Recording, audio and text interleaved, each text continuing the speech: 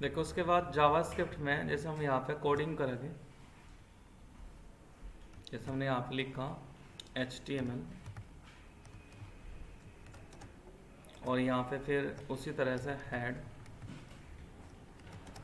फिर यहाँ पे टाइटल, और यहाँ पे यूज सम फंक्शन या सम फॉर्मूला। अब जैसे हम HTML में कोडिंग करते थे उसमें हम कोई भी वैल्यू सम नहीं करते, लेकिन जावास्क्रिप्ट के अंदर हम वैल्यू का सम, सब्ट्रैक्ट, मल्टीप्लाई या किसी भी तरह की कैलकुलेशन कर सकते हैं अगर आपको कोडिंग आती है।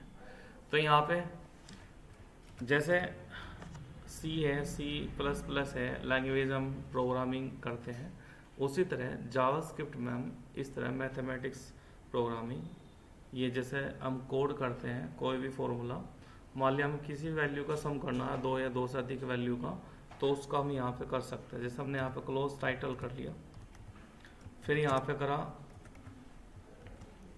क्लोज हेड,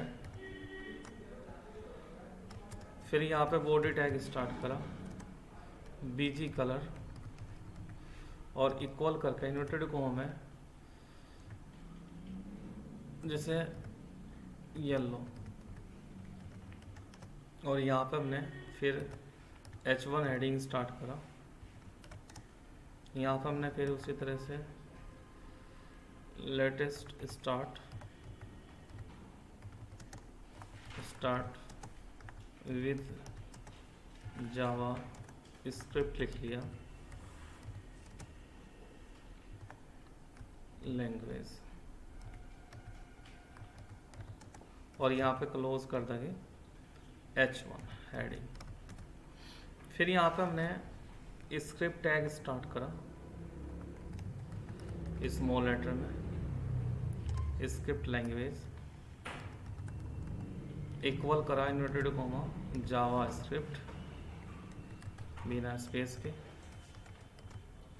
और फिर यहाँ पे हमें अलर्ट मैसेज लगाना से तरह ब्रैकेट स्टार्ट कर लिया इन्वर्टेड कॉमा,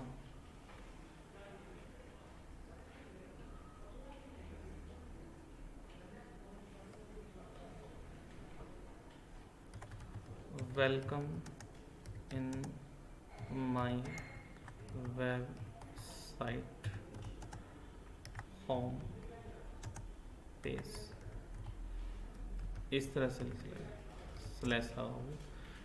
और यहाँ पे हमने इसमें VR वेरिएबल लिया, A इक्वल और लिया 45, VR variable B equal 34, VAR variable C equal 44, VAR variable D equal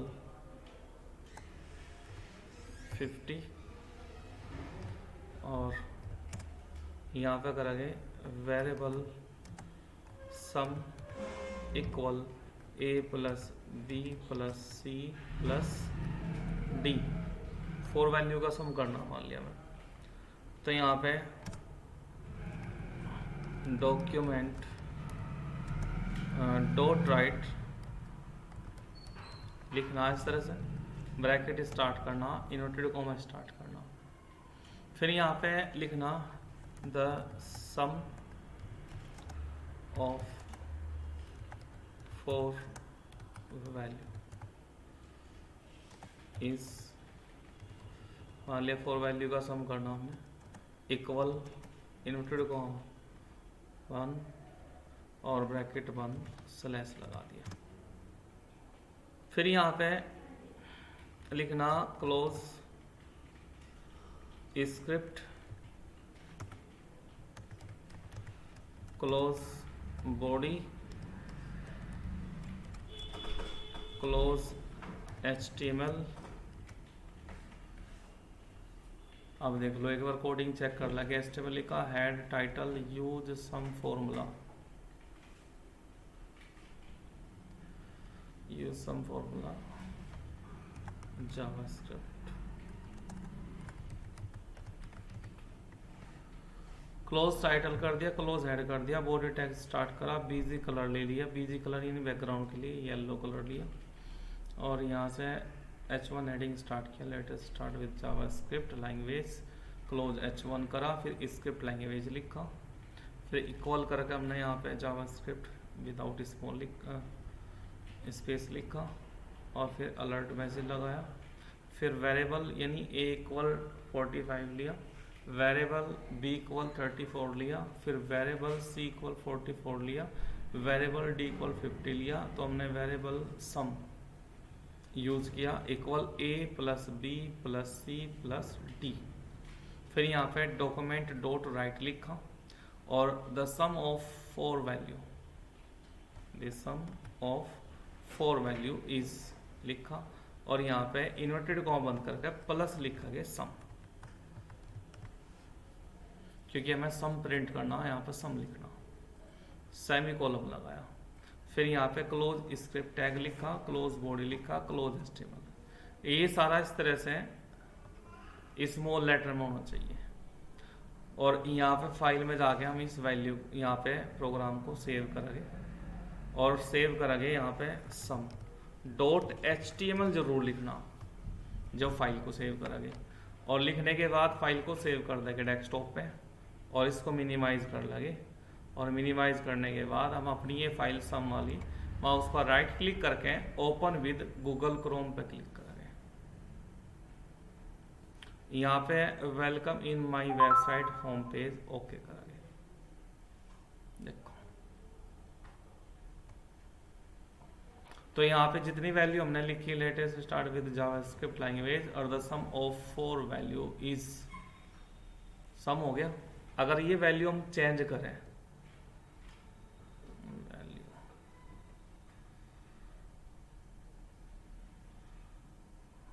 तो यहाँ पे अगर वैल्यू हमने 1 ले दिया तो यानी 100 ऐड हो जाएगा। जो चेंजिंग की वह सेव कर दी और रिफ्रेश कर दिया फाइल को, और फिर यहाँ पे दिस पेज से लिखाएगा वेलकम इन माय वेबसाइट हो, ओके कर दो। देखो वैल्यू का सब चेंज हो गया। कर लोगे, इस तरह से कर सकते हैं। तो यहाँ पे हम वैल्यू का सम कर सकते हैं जावास्क्रिप्ट के अंदर इस तरह से। देखो समझ में आ गया क्या? अब अगर कोई भी डिजिट चेंज करेंगे, मान लिया मैंने यहाँ से चेंज कर दिया, फिर 1 चेंज कर दिया, यहाँ पे 144 लिख दिया, फिर चेंजिंग जो की वो सेव कर ली कंट्रोल एस से, फिर यहाँ पे इसको रिफ्रेश कर लिया एक बार और, फिर ओके कर दिया, हो गया चेंज। इस तरह कर सकते हैं। तो यहाँ पे किसी वैल्यू का सम होता रहेगा इस तरह से। देखो एक बार समझ में आ गया क्या? हम ये वैल्यू वहाँ पे भी दिखा सके? कौन सी? जो ये जिनका सम करा हमने वे भी दिखा सके वहाँ पे? नहीं, सम ही आएगा बस। और ये फिर यहाँ पे ये टेक्स्ट लिखा आएगा। अब मान लिया हम बार बार थोड़ा ये वैल्यू यहाँ पे लिखा गया, अगर उसे भी प्रिंट करना, अब लिखने को तो यहाँ पे लिख देंगे, जो यहाँ लिखा गया वहाँ प्रिंट हो जाएगा। जैसे ये वैल्यू यहाँ की है सारी यहाँ लिख लो इसके बाद, और वहाँ पे प्रिंट हो जाएगी। लेकिन फ़ायदा क्या होगा, जैसे यहाँ चेंज करेंगे फिर यहाँ भी बदलनी पड़ेगी, जबकि हमें तो सिर्फ वैल्यू का सम प्रिंट करना। तो इस तरह से होगा, ये कर सकते हैं। और ये भी सारा स्मॉल में लिखना। VAR वेरिएबल होता है, तो वेरिएबल हमने A वेरिएबल बनना, B वेरिएबल बनना, C और D वेरिएबल बनना। और सम करने के लिए भी हमें यहाँ पे वेरिएबल सम लिखना पड़ेगा, या फिर कोई अल्फाबेट लिखना पड़ेगा। और दूसरी बात ये शो करने के लिए जो हम यहाँ लिखा गया वो यहाँ पे प्लस के बाद लिखना पड़ेगा। मान लिया अगर मैंने यहाँ पे S लिख दिया और चेंजिंग सेव कर दी और इसे प्रीव्यू करूँ, तो यहाँ पे इसका ये सम प्रिंट नहीं होगा। देखो 1 ही, क्योंकि हमने यहाँ पे सम था, सम यहाँ पे सम लिख रहा, अब यहाँ पे भी S लिखना पड़ेगा। जब चेंजिंग सेव करेंगे तो यहाँ पे रिफ्रेश करेंगे और ओके करेंगे, तब ये प्रिंट होगा। तो इस तरह से जो चीज़ यहाँ पे लिख रही होगी वेरिएबल में, अब मान लिया हमने अल्फाबेट सम लिखा, SUM सम वेरिएबल लिया, तो यहाँ पे भी हमें सम ही लिखना पड़ेगा, जब इसको हम प्रिंट कर सकते हैं। यानी हम प्लस प्रिंट जिसे कराना चाह रहे हैं, यहाँ पे प्लस लिखा है, जिससे हम प्रिंट करना वो यहाँ पे लिखा होगा, वो सम यहाँ पे प्रिंट कराओगे, वो लिखा जाता है यहाँ पे। रिफ्रेश कर दोगे, ओके कर दोगे, समझ गए। अब नोट कर लो।